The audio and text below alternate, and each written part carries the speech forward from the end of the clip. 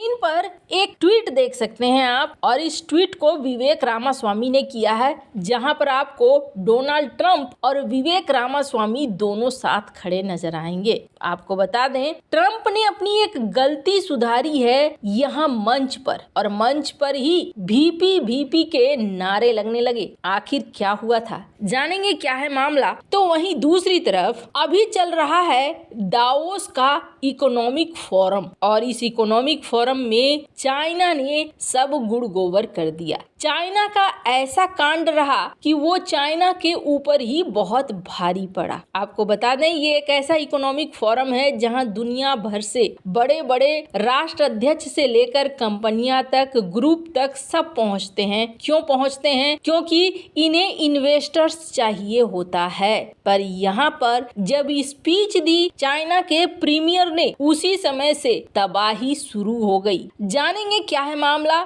Geopolitics में बहुत कुछ चल रहा है। यहीं पर चाइना ने जेलेंस्की के साथ भी कुछ ऐसा कर दिया जो दुनिया नहीं चाह रही थी। जानने को आपको हमेशा की तरह कुछ नया और बहुत कुछ मिलेगा CIS न्यूज नेटवर्क के इस एपिसोड में। आइए जानते हैं इन खबरों को विस्तार से। ऐसा लगता है जैसे राष्ट्रपति ट्रंप की दावेदारी मजबूत होती हुई जा रही है। 15 जनवरी को आयोवा प्रांत में पहली जीत दर्ज की, जिसके बाद रिपब्लिकन पार्टी की तरफ से एकमात्र बहुत प्रबल दावेदार के रूप में ट्रंप सामने आए हैं, और इन अटकलों को मजबूती मिलने लगी है कि जो बाइडेन और डोनाल्ड ट्रंप एक दूसरे के आमने सामने आने वाले हैं। अब यहाँ डोनाल्ड ट्रंप आए थे अपने समर्थकों को संबोधित करने के लिए पहली जीत के बाद, और यहाँ पर उन्होंने अपनी एक बहुत बड़ी गलती को सुधारी। आपको बता दें, 4 रिपब्लिकन खड़े थे राष्ट्रपति पद के लिए, और इन 4 में एक चौथा विवेक रामास्वामी। इनको लेकर ट्रंप ने एक कटाक्ष किया था, और ये कहीं न कहीं अपने आप को जीत दिलाने के लिए था कि तुम उस पर यकीन नहीं करना, ये शाकाहारी है और ठग है। अब इसका क्या मतलब था? इसका ये मतलब था कि वो कहना चाह रहे थे शाकाहारी लोग लेफ्ट सोच वाले होते हैं, इसलिए उनके ऊपर विश्वास नहीं करना चाहिए। अब यहाँ पर गलती तो कर दी। अब गलती किस लिए की? क्योंकि इन्हें वोट चाहिए था रिपब्लिकन्स में अपने लिए ज्यादा से ज्यादा। यहाँ पर ट्रंप को जीत हासिल हो गई। अब जब ये संबोधित कर रहे थे, तब उन्होंने सबसे पहले जो बाइडेन को कहा कि आप काम के नहीं हो, आपके पास 11 महीने बचे हैं, ऐश कर लो, जितना बिगाड़ना है बिगाड़ लो हमारे देश को, लेकिन अब ठीक करने का वक्त आ गया है और हम सभी को साथ आना होगा। यहीं पर उन्होंने विवेक रामास्वामी को लेकर भी कहा। उन्होंने कहा कि ये बहुत अच्छा है, टैलेंटेड है, साथ ही साथ ये हमारे साथ बहुत लंबे समय तक काम करने वाला है। स्क्रीन पर आप देख सकते हैं इस आर्टिकल को। इसका फ्यूचर बहुत ही ब्राइट है। तो अक्सर ऐसा देखा जाता है कि चुनाव जीतने के लिए आरोप प्रत्यारोप लगाए जाते हैं, लेकिन यहाँ पर डोनाल्ड ट्रंप का सपोर्ट रामास्वामी ने भी किया, और अपने भाषण में रामास्वामी ने कहा हम सभी को अमेरिका को अच्छा बनाना है, और डोनाल्ड ट्रंप वो प्रतिनिधि हैं जिनमें वो दम है और लोगों के द्वारा चुने गए हैं। इसलिए मैं पहले भी कहता था, लोगों के लिए, लोगों का बनाया हुआ सरकार लोगों के लिए होता है। आप लोगों ने बहुत ही सही प्रतिनिधि को चुना है, अब इन्हें जिताना है। खैर, अब डोनाल्ड ट्रंप 2 चीज चाहते हैं। पहली चीज ये, विवेक रामास्वामी भारतीय मूल के हैं और अमेरिका में भारतीय मूल के वोटर्स की संख्या है, और ऐसे में कहीं न कहीं विवेक रामास्वामी की प्रशंसा करके ट्रंप अपने लिए जगह भी बना रहे हैं। पर सच मानिए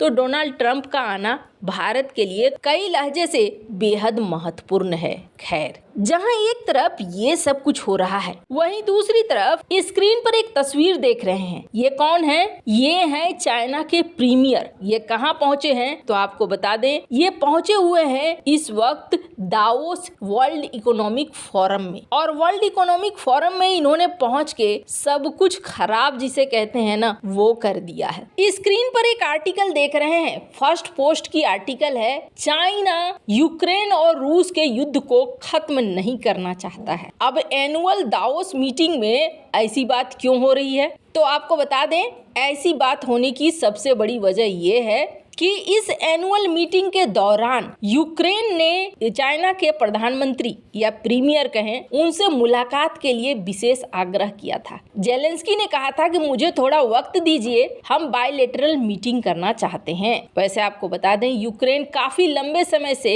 चाइना के साथ फेस टू फेस बातचीत करना चाह रहा है, लेकिन यहाँ पर प्रीमियर ने ना कह दिया और प्रीमियर ने कहा कि हम इस मुलाकात को नहीं करना चाहते हैं। अब यहाँ पर कहा जा रहा है कि चाइना चाहता ही नहीं है कि रूस यूक्रेन का युद्ध खत्म हो जाए, इसीलिए तो उसने जेलेंस्की को मिलने से इनकार कर दिया। हालांकि चाइना ने ये कहा, यानी कि वो प्रीमियर ने ये कहा कि देखिए ये मेरे लेवल की मीटिंग नहीं होती, इसीलिए मैं नहीं मिलना चाहता हूँ। पर ऐसा नहीं है कि चाइना के प्रीमियर आगे जाकर बवंडर नहीं करने वाले थे।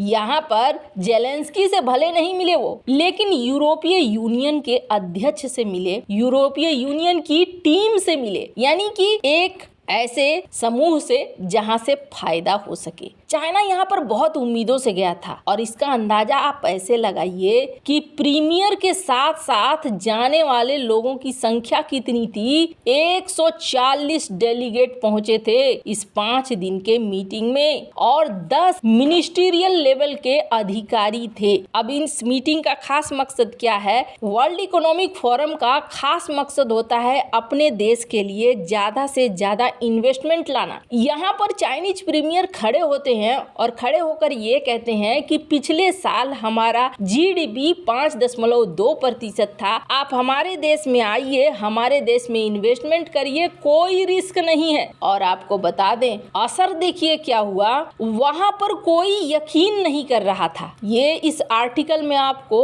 देखने को मिल जाएगा। वॉइस ऑफ अमेरिका के इस आर्टिकल में कहा जा रहा है कि वहां पर मौजूद कंपनियां और डेलीगेशन ये मानने को तैयार नहीं थे, क्योंकि नवंबर में अमेरिका बेस्ड एक non profit business membership research group ने एक सर्वेक्षण किया और बताया कि चाइना के अंदर ऑपरेशन करने से अब इन्वेस्टर्स डर रहे हैं। इसके अलावा जापान ने भी एक सर्वेक्षण किया और उसमें भी पता चला कि जापान की कंपनियां चाइना में इन्वेस्टमेंट नहीं करना चाह रही हैं। ये वॉइस ऑफ अमेरिका की आर्टिकल देख सकते हैं। इसी बीच इनके इन सारे वक्तव्य का मोहर लग गया कि इन्होंने गड़बड़ कर दी। इनकी स्पीच खत्म हुई और चाइना की इकोनॉमी में जो शेयर मार्केट थे वो धड़ाम हो गए। ट्वीट पे देख सकते हैं हांगकांग और चाइना दोनों के शेयर मार्केट में गिरावट देखने को मिली और ऐसा माना जा रहा है कि ये दुनिया में अपना आत्मविश्वास खोते जा रहे हैं। पर एक चीज मुझे इनकी बहुत अच्छी लगी कि इन्होंने यहाँ पर एक अलग से ग्रुप बनाकर यहाँ पर एक मीटिंग के लिए एक ऐसा लोकेशन बनाया था जिसमें इन्होंने चाइना की नव वर्ष की झलक दिखाई थी। आपको बता दें बहुत अच्छा है कि आप अपने कल्चर को दुनिया के दूसरे देशों में भी ले जाते हो और प्रेजेंट करते हो। वैसे इन सब मामले में आपकी क्या राय है? कमेंट कर जरूर बताएं। जल्द मिलते हैं अगले वीडियो में नई खबर के साथ।